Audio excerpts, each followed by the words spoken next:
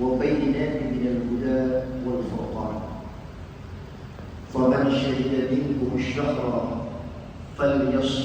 فليصم ومن كان مريضا أو على سفر فعدة من أيام أخرى يريد الله بكم اليسر ولا يريد بكم العسر ولتكملوا العدة ولتكبروا الله على ما هداكم ولعلكم تشكرون.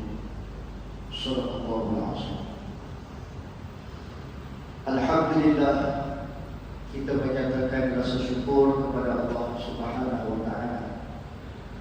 Kita berada di pertengahan Ramadan, berbaki separuh kurang lebih untuk melengkapkan ibadah siam, ibadah puasa kita yang diwajibkan kepada orang-orang mukmin, seperti mana yang pernah diwajibkan kepada orang-orang terdahulu sebelum kita.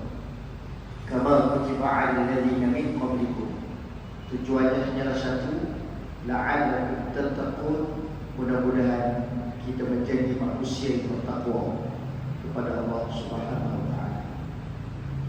Dalam bulan Ramadan disebut oleh Allah dalam ayat yang saya bacakan tadi dalam surah Al-Baqarah ayat 185, Allah Taala kata, "Syahrul Ramadan," dalam bulan Ramadan ini, "alladzi unzila fihi al-Qur'an," diturunkan padanya, yang dalam bulan Ramadan ini Al-Quran. Tujuannya hudan linnas, untuk memberi petunjuk kepada manusia, wa bayyinatin minal huda, dan menjadi penerang kepada petunjuk itu, wal furqan, dan juga menjadi pembeza mana yang betul, mana yang salah. Al-Furqan. Faman syahida minkum, dan Allah Ta'ala sebutkan bahawa siapa yang berpuasa, yang nampak bulan, maka diwajibkan ke atasnya berpuasa. Wa man kana maridan aw 'ala safar, seandainya ada yang dalam keadaan musafir ataupun marid, dalam keadaan yang sakit, fa'iddatun min ayyamin ukhra, hendaklah digantikan hari-hari yang ditinggalkan. Maknanya tak puasa pun tak apa, tapi hendaklah digantikan. Yuridullahu bikumul usra, yuridullahu bikumul yusra. Allah Ta'ala nakkan kemudahan kepada kita, nak bagi kita senang. Wa la yuridukumul usra, bukan nak bagi kita susah. Dan demikianlah Allah Ta'ala menjelaskan dalam ayat ini. Baik,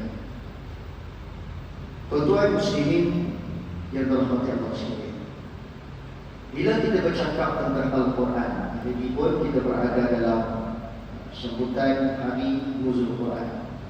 Walaupun dalam kalangan ulama ada khilaf, betul ke turun 17 Ramadan, sedangkan dalam ayat Al-Quran yang lain menyebut Al-Quran diturunkan pada malam Lailatul Qadar. Inna anzalnahu fi lailatul qadar. Jadi adakah hari ini malam Lailatul Qadar? Semalam. Jadi tidak sebenar yang betul-betul, maka para ulama khilaf berdasarkan kepada bila dan dalam bentuk apa Al-Quran itu turun. Kita sudah maklum Al-Quran ini diturun dalam keadaan berbagai bentuk, bermula daripada Lauh Mahfuz ke Baitul Izzah. Dia turun segitu, dia turun semua.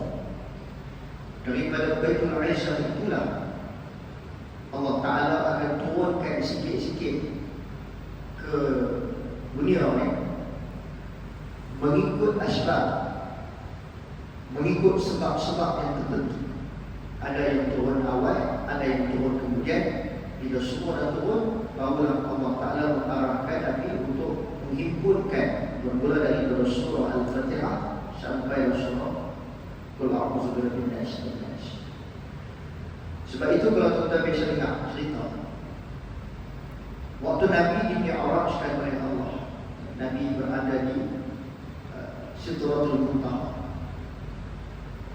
Nabi mendapat 2 ayat terakhir dalam surah Al-Baqarah. Antara Nabi dapat selain daripada solat, Nabi juga mendapat daripada Allah 2 ayat terakhir dalam surah Al-Baqarah. Itulah dia al Rasul dan juga la yukallifu Allahu nafsan illa wus'aha. Selalu kita dengar ayat ini, kalau buat tahlil kita akan baca. Baik. Ayat ini Nabi dapat di Mi'raj, dalam peristiwa Mi'raj. Maksudnya kita didapat di Sidrah Al-Muntaha, langit yang ketujuh. Tapi bila kita buka dalam Al-Quran, dalam umul Quran, dalam ilmu Al-Quran, 2 ayat ini dalam surah Al-Baqarah ini, tempat turunnya adalah di Madinah. Tempat turunnya di Madinah. Maknanya tidak direkodkan oleh para ulama dalam ilmu tafsir bahawa 2 ayat ini turun, tempat turunnya di Baitul Izzah ataupun turun di Sidrah Al-Muntaha. Tidak. Direkodkan di Madinah. Maksudnya apa tuan? Maksudnya ayat Al-Quran ini Nabi dapat awal. Kerana bila turun di Madinah, bermaksud dia berlaku setelah hijrah Nabi. Dan peristiwa Isra' wal Mi'raj berlaku sebelum hijrah Nabi. Jadi Nabi dapat ayat itu awal. Selang beberapa tahun bila Nabi dah berhijrah ke Madinah, sekali lagi Nabi dapat ayat yang sama, tapi kali ini Allah Ta'ala turunkan di bumi. Maka di sinilah menjadi hujah besar kepada kita bahawa Al-Quran itu dah ada. Kalau Al-Quran itu baru nak diciptakan, maka Nabi tak akan dapat 2 ayat awal dalam surah Al-Baqarah. 2 ayat terakhir Nabi dapat awal di Sidrah Al-Muntaha. Benda itu dah ada, tinggal lagi nak diturunkan mengikut cerita keadaan yang berlaku pada saat Nabi menguruskan manusia.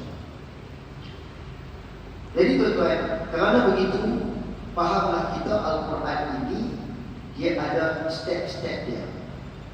Barangkali Al-Quran diturunkan di Baitul Izzah ke Baitul Izzah pada bulan Ramadan. Bila waktunya itu tidak dapat nak dipastikan. Cuma para ulama mengatakan 17 Ramadan. Dan barangkali juga Al-Quran pertama mula-mula diturunkan kepada Nabi, yakni Iqra' bismi rabbikal ladzi khalaq, pada waktu Lailatul Qadar. Jadi dia boleh jadi terbalik, dia juga boleh jadi dalam keadaan yang sama. Mungkin juga Nabi dapat Iqra' bismi rabbikal ladzi khalaq, ayat pertama dalam Al-Quran itu pada bulan Ramadan. Dan Al-Quran diturunkan daripada Lauh Mahfuz ke Baitul Izzah sebelum Baitul Izzah turun ke langit dunia pada malam Lailatul Qadar. Jadi dia turun sekaligus pada malam Lailatul Qadar. Dan Nabi dapat ayat pertama Iqra' bismi rabbikal ladzi khalaq pada dalam bulan Ramadan. Jadi 17 Ramadan. Demikian pandangan para ulama tafsir. Baik. Kesimpulan yang kita boleh buat berdasarkan kepada maklumat ini, tak kira Al-Quran turun dalam bentuk banyak ataupun sikit-sikit, permulaan turunnya itu semuanya berlaku dalam bulan Ramadan. Dan ayat-ayat lain tak turun pula dalam bulan Ramadan. Dia turun Syaban, dia turun Rajab, dalam bulan-bulan yang lain untuk melengkapkan semua 30 juzuk Al-Quran. Baik, perkara yang kedua yang kita nak tengok pada bagi kita, apabila Allah Ta'ala menyebut A'udzubillahi minasyaitonir rajim, ud'u ila sabili rabbika bil hikmah wa maw'izatil hasanah wajadilhum billati hiya ahsan inna rabbaka huwa a'lamu biman dhalla 'an sabili wa huwa a'lamu bil muhtadin. Surah Al-Asr. Serulah ke jalan Tuhanmu, wahai Muhammad, dengan kebijaksanaan, hikmah dan juga nasihat, mau'izah yang hasan, yang baik. Dan berbahasalah dengan mereka dengan cara yang baik. Sesungguhnya Tuhanmu, dialah Dia yang lebih mengetahui akan orang yang sesat daripada jalannya dan dialah jua yang lebih mengetahui akan orang yang mendapat petunjuk. Surah An-Nahl ayat 125. Para ulama tafsir mengatakan ayat ini memberikan kita faham bahawa fungsi Al-Quran itu bukan hanya sekadar memberi petunjuk, bahkan dia membawa nilai akhlak.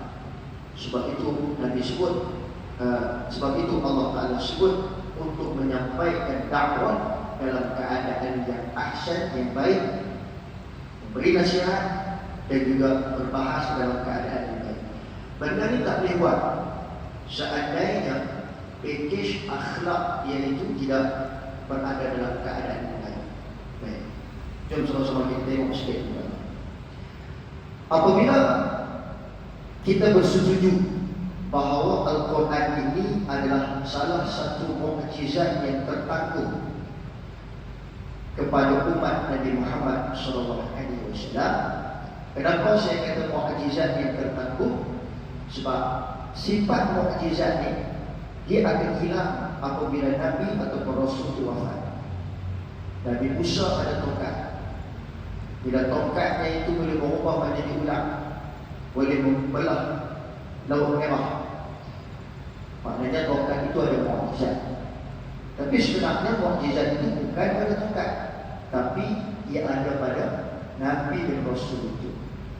Seandainya Nabi Musa waktu itu dia tak pegang tongkat, mungkin dia pegang benda lain, tetap juga dia boleh berubah menjadi ular, tetap juga dia membelah laut merah. Mungkin dia pegang daun ke, ataupun dia pasyak ke, balik pasyak itu tetap juga terbelah. Sebab Allah Ta'ala berkehendak memang nak bagi terbelah laut merah itu atau berubah menjadi ular. Dan apabila Nabi Musa telah berwafat, maka mukjizat itu pun hilang. Kalau pun tongkat itu masih ada sampai ke hari ini, tongkat itu tetap tak boleh berubah menjadi ular. Sebab bukan pada tongkat itu mukjizatnya, tapi pada Nabi dan Rasul yang ada pada Nabi Musa. Baik. Bila sampai dekat zaman kita, zaman Nabi Muhammad SAW, banyak mukjizat yang ada pada Nabi. Salah satu mukjizat yang ada adalah Al-Quran. Al-Quran juga adalah mukjizat.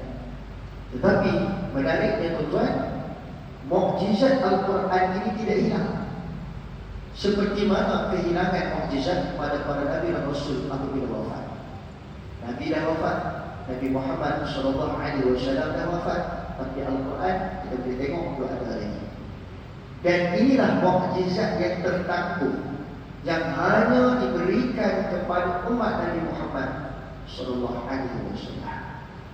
Tapi tuan-tuan, berapa ramai yang rasa istimewa, dia rasa special kerana mukjizat Al-Quran ini masih ada. Berapa ramai yang nak ambil kisah kepada mukjizat Al-Quran. Kalau tongkat Nabi Musa apa ada, orang ambil kisah tu lah. Sebab special, orang jadi ular, boleh menyelamatkan terbelah dalam laut merah, menyelamatkan Bani Israel daripada cengkaman Fir'aun. Ada cerita. Al-Quran ni pun banyak cerita, tapi dalam kalangan kita tuan, orang tengok sepi ya kepada Al-Quran ni. Sebab berapa hanya naskah, hanyalah buku yang ada di situ. Dan itulah dia sifat mukjizat. Kita tidak akan nampak kelebihannya sehinggalah apabila kita memanfaatkan dengan sungguh-sungguh. Kenapa dipanggil nuzul Quran? Ia datang daripada perkataan nazala yanzil, maknanya turun. Nuzul maknanya turun. Unzul, turun. Dan sifat benda yang turun tuan-tuan dia akan naik balik. Sifat benda yang turun dia akan naik balik.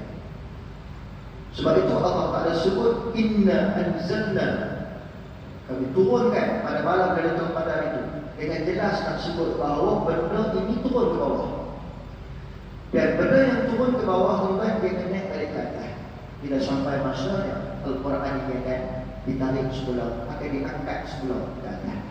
Dan pada waktu itulah barulah manusia akan sedar yang mana Al-Quran ini rupa-rupanya dia bermukjizat.